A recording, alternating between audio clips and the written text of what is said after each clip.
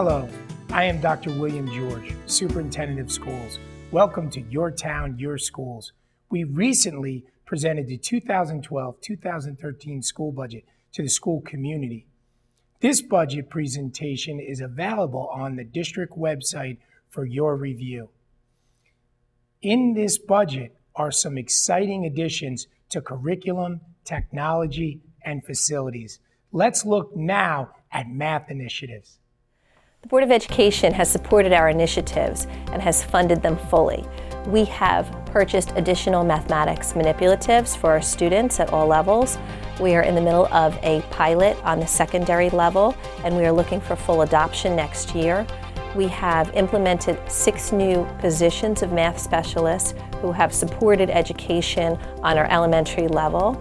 And the vision of the Board of Education is to fully fund academic programs that will help our students in our 21st century learning. Well, thanks to the budgetary initiatives that were implemented this year, we now have elementary math specialists in Middletown who are making quite an impact in our elementary schools. There are 6 specialists, 1 for each pair of elementary schools. They have created newsletters for the teachers for each grade level with some ideas to help them implement the curriculum at the place they are in the curriculum right now. Each month, those are monthly newsletters. There are parent newsletters that have been created this year. Throughout the month of April and part of May, we will be doing family math nights in each of the elementary schools, facilitated by the new math specialists. Our math specialists are a support and a resource for our teachers and our administrators. They go into the classrooms, they model lessons, they work with children on all levels.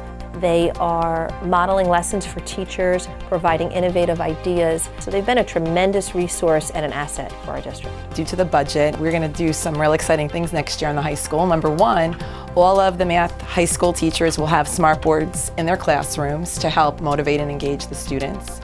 In addition to that, we have a new course that's being implemented in both high schools. It's the AP Prob and Stat course, which is terrific because it gives these students that will take the course an opportunity to gain college credit, and probability and statistics being a course that most majors have to take in college. It's a great opportunity for the students. And lastly, our Integrated Algebra 1 program. Currently, Integrated Algebra Part 1 is taught in the freshman year and Integrated Part 2 is taught in the sophomore year. Next year, we're going to be able to teach the Integrated Algebra Part 1 and Part 2 in a back-to-back class setting, which means that the students that are in this course will be on level with their peers going into the sophomore year. Teachers will have the opportunity with these students to really take a hands-on investigative approach to the algebra, which will really help these students build a strong foundation in Algebra 1, so we're really excited about it. This year, in all 3 of our middle schools, we have been piloting the first all-digital curriculum in middle school mathematics that will help us to implement the Common Core standards that are required by the state of New Jersey effective the year after next. So we've been piloting this brand new program that it motivates students because of the technology that is involved. I've never seen a program in my whole career that provides as much help to the students and to the parents. They can see exactly what the children were doing in class and actually help them.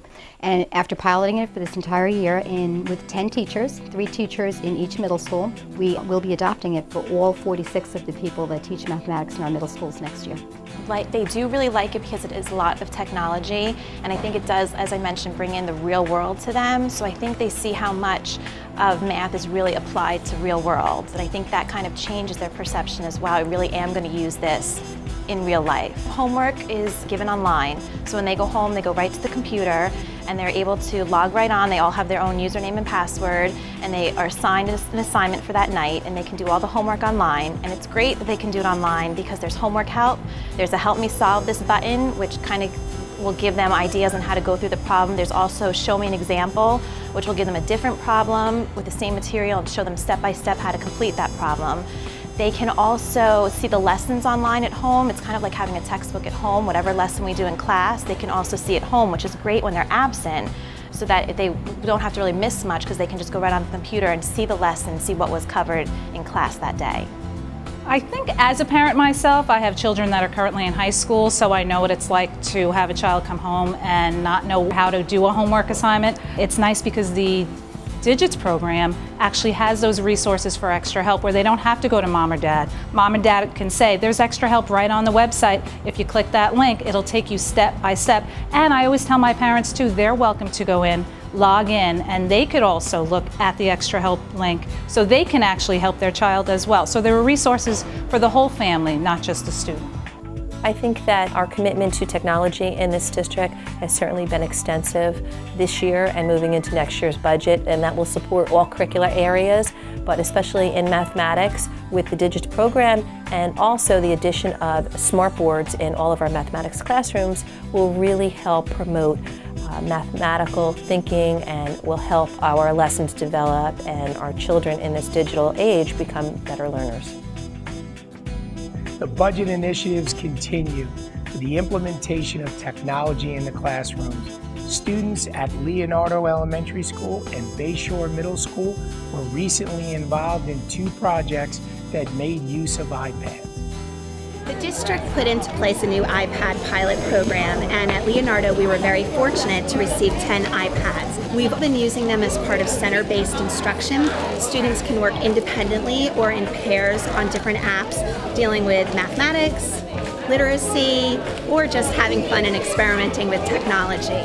We were working on our Lucy Calkins writing workshop, and this marking period we've been working on authors as mentors. So we started off looking at Angela Johnson's book, Joshua by the Sea. So we translated that into a writing prompt for the children to write about something important that they like to do or a certain place they like to go. Once we looked at the writing, Mrs. Me and the reading specialist and I thought that perhaps we could take this and turn it into a digital storytelling project using the iPads. So we downloaded iMovie, and the kids took the story and told it across several pages. So each sentence had a particular illustration. After the illustrations were complete, we then scanned them with the iPad. We put in an author's page for them, which was videotaped. And then using the iMovie app, the children had to drag in the different pieces, the illustrations, the videos. The children then did voice recordings, and then we put in the text. The thing that makes us human is our ability to tell stories. And I think that as children develop a love for literacy and a love for reading, that they really need to bring their families into the picture in order to sustain and engage the children in lifelong reading. So we're having this event today so that the parents can share in the value of what we're doing in the classroom, as well as learn how to make digital stories themselves at home. I was so excited to see my son's work, and I know he's been working on it for so long, and I know Mrs. Cudahy is so devoted to these kids, and in getting them inspired to come up with this writing and to show it in a way that you wouldn't normally see a first grader do. It's more fun for them to actually do the writing, do the artwork, and then to see it. My son's been looking forward to this for many weeks now. It reinforces all the skills they are learning in class. Because it's making it fun for the kids, they don't see it as work, they see it as a fun thing, and they love technology. Most kids love their video games. Well, this is taking it a step beyond video games. The iPad supports everything we do in the classroom. It's not the end-all and be-all of instruction. It's simply a tool to help us improve our instruction and to impact student learning and student achievement. In addition, in terms of building number sense, in terms of practicing counting, letters, phonics, there's just an endless possibility of items that you can address using the iPad. At any time you put technology in their hands, they run with it. The fact that the iPad is so intuitive and easy for children to use, they're actually teaching me things. And I think as educators, we need to embrace the fact that we don't know everything there is to know about technology. We need to look to the students and let them help facilitate some of the learning. Schools should not be places to just come and sit and go through the same old thing. They need to be places that we create and grow and produce for real audiences.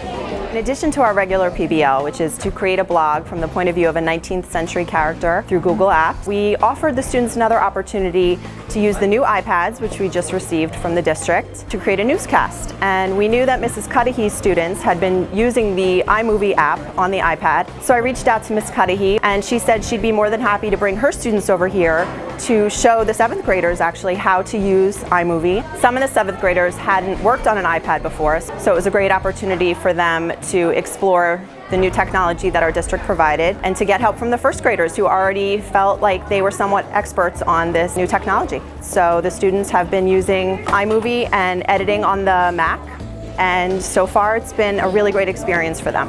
Technology provides universal accessibility for everybody, regardless of age, race, ethnicity, gender, socioeconomic status. It's really becoming a unifying force, not only here at the schools, but for our country as a whole. And I think as we're trying to build 21st century learning environments for students, it's important to realize how technology impacts reading, writing, and learning. The students now are able to incorporate different elements of sound, visual representations in a completely dynamic and successful way.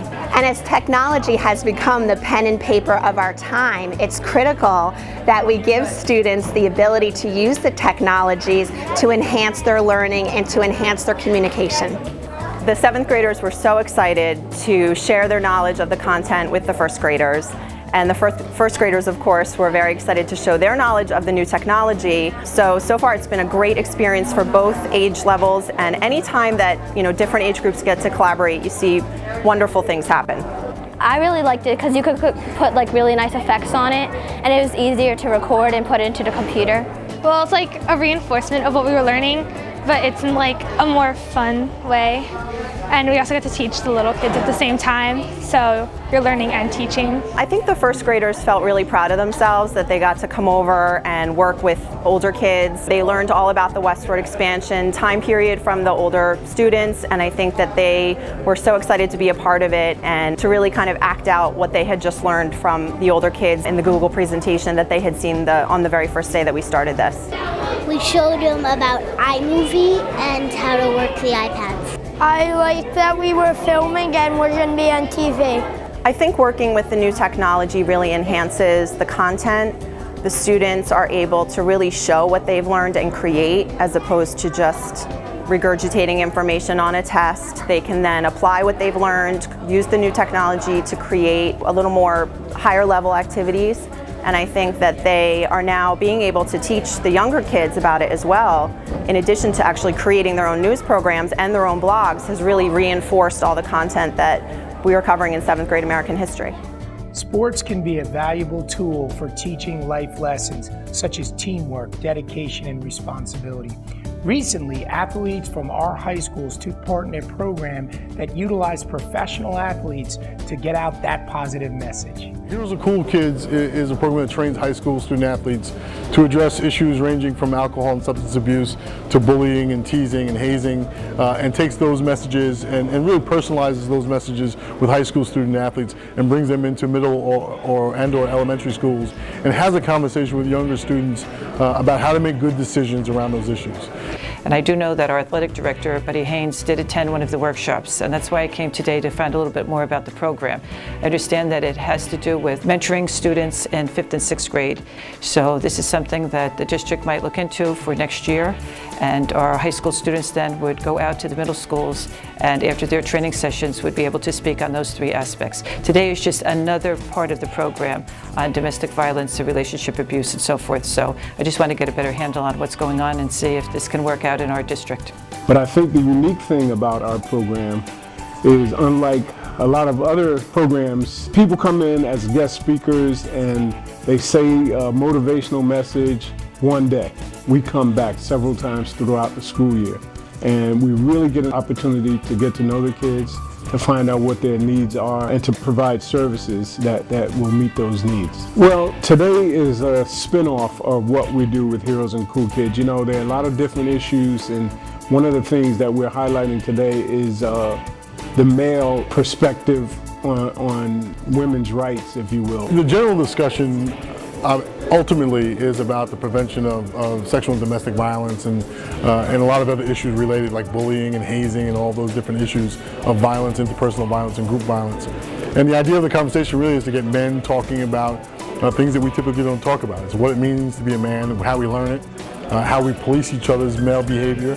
And so the conversation is looking at how masculinity is socially constructed and how we can pick it apart in order to help men make better decisions. I think it's important because it's character education building. Students today find themselves in all sorts of situations. I see it happening many times at school. Altercations could be prevented if students would just think before they act. So I think it's very important to hear something like this, to understand that it happens in everyday situations. I always said that as a former athlete, I get the first 5 minutes free.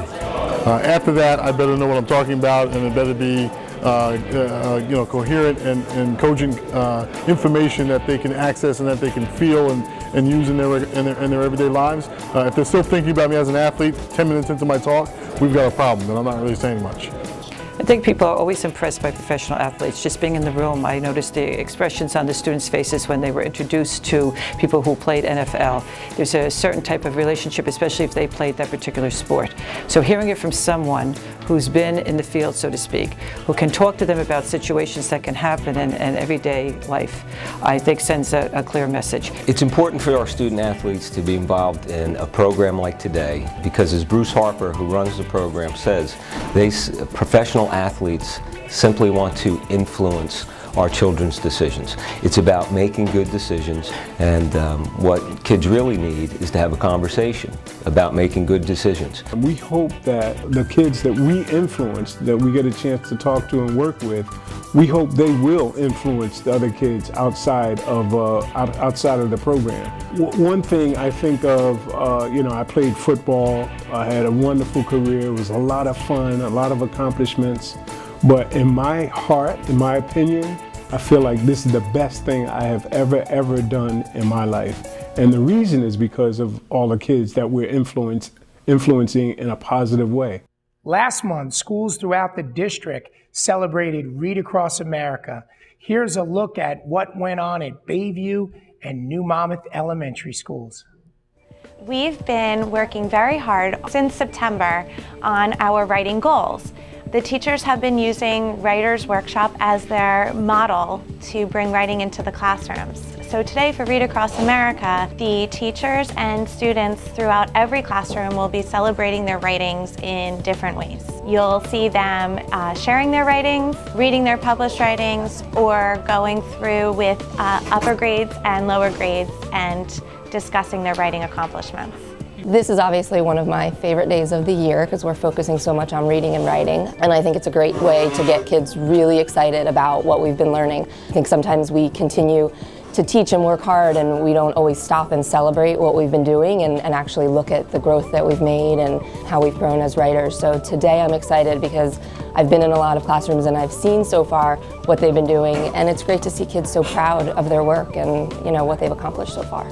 Here we are surrounded by a bunch of Dr. Seuss books, and the students have been reading them all week, and they're seeing the style of his writing, and it's interesting with the thoughts that he comes up with in his stories, and our students are relating their thoughts and using his style of writing and their style of writing and combining the two, and it's very powerful because they love working with his words. Our biggest celebration this morning is our author celebration. Our students in this room have studied Angela Johnson, and she's an author, and they've used her as their mentor and have taken her writing craft and incorporated it into small moment stories that they have written. So today they will be celebrating their stories with the rest of the students in the classroom. In a lot of classrooms we're going to be having what we call publishing parties or author celebrations, where the students can share their stories with the other students in their class. So we've been working and revising and editing and conferencing, and now finally all the stories that have been written will get to be shared with their classmates because their classmates really haven't heard them just yet. We have a lot of reading buddy classrooms, and it's an upper level class and a lower level class that kind of buddy up, and I think they usually meet about once a week. I think it initiated as a way to get younger students to read to older students and vice versa, and now it's kind of evolved into just all different literacy activities. You would think older kids might be, have outgrown Dr. Seuss, but I don't think that's possible actually. I think everyone's a child at heart, and I don't think it matters if they're in 5th grade, or I think it reminds them of stories that they've been reading since they were little, so it's a great way to kind of look back at that too. Well, what we did today was we invited the high school North football players over to come and read to our students in honor of Read Across America. Coach Trez and I are both believers that your responsibility as a student athlete goes far beyond just being a football player or being a player on the field of play.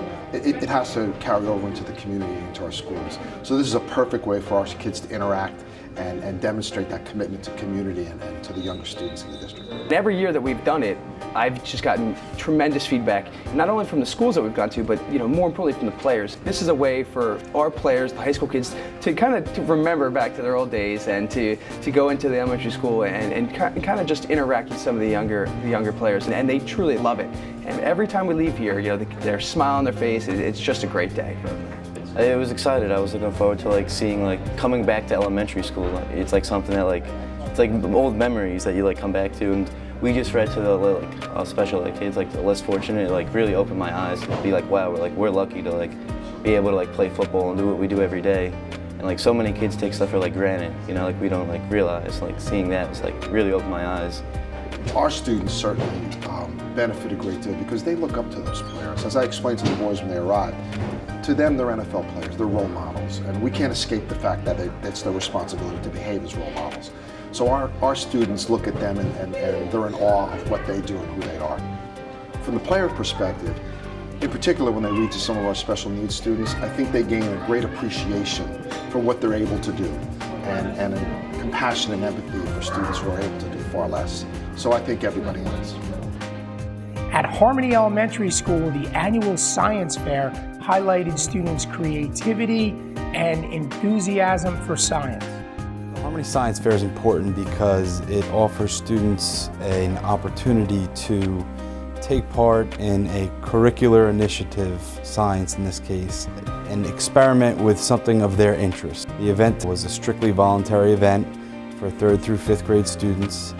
It started back in early February when we gave the students an information packet to research an idea. We gave them some resources if they didn't have an idea, a specific website called sciencebuddies.org where they answered a questionnaire which gave them ideas that based on their interests. So the science fair allows for those students that have a keen interest in it to participate. I took a walk around with my younger son Jack, who's in kindergarten, and he's very intrigued with a lot of the projects. Everybody across the board did a terrific job. Volcanoes, oil spills, environment, science, live animals, electricity. There's a great amount of projects across the board, all terrific. I think a science fair is extremely important for the children because it gives them a chance to learn about items that they normally wouldn't necessarily get a chance to actually spend a lot of time on. It gives them a chance to maybe pursue some things that they're really interested in. Well, I think it's important for them to participate in it because it's just a building block of future things to come. It gives them the ability to put together the project and see how you build and present a certain project to the public. So not only in science, but in anything they'll do in the future. So it's a good learning project for them. Having the parents involved in a science fair is absolutely important. Since it is a voluntary project, the students get to work on this at home and create their displays that you can see tonight. And they also get to work with their children on those higher order thinking skills of researching, asking questions, and helping their child develop that interest and drive to want to learn science and science-based topics. So parent involvement is critical, and at Harmony especially, we get to enjoy great parent participation in all of our events. And tonight with over 80 participants and 60 displays, it proves that our parents support the sciences and all of our other curricular initiatives. The reason it's important to come here and show my daughter and my son, as well as other children, if parents are involved, children are going to be more inclined to be involved, and they're going to get excited about coming to school and doing projects. Well, I think the support of a parent is ultimate for a child. It makes them become even more empowered to believe in what they love. And the fact that they want to put themselves out there to share what they're interested in, I think is very important for a parent to be a part of. This project fits into the curriculum because it enables students to expand on a topic that they're already interested in because of the hard work their teachers put into their lessons. Before we go, I would also like to congratulate the 7th graders at Bayshore who participated in a drive to provide clothing and school supplies to needy students all the way down in Columbia. My 7th grader, Spanish 1, I told them how there was a flooding, a town in Colombia where I volunteered to teach English, which pretty much destroyed many houses and a lot of school supplies. So the kids decided to do a fundraiser and collect clothes and school supplies to send to Colombia. And so far we collect about $2,200 and about a little over 600 pounds of clothing and $600 worth of school supplies. I hope you have enjoyed the stories we have brought you in this month's show. I am Dr. William George. Thank you for watching.